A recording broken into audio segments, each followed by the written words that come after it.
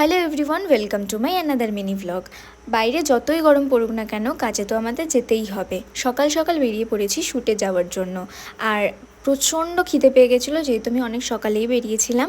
আর আমার call time ছিল 10টায়, তাই নিয়মর দেখে একটা পেস্ট্রি কিনে নিলাম।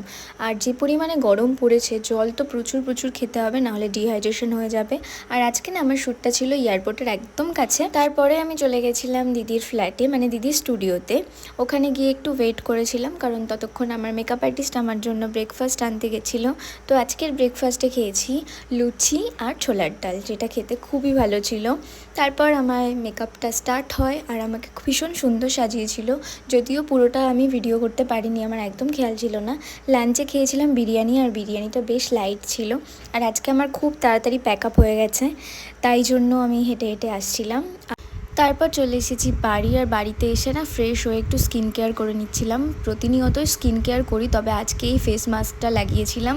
সো আজকের মিনি ব্লগটা এই পর্যন্ত।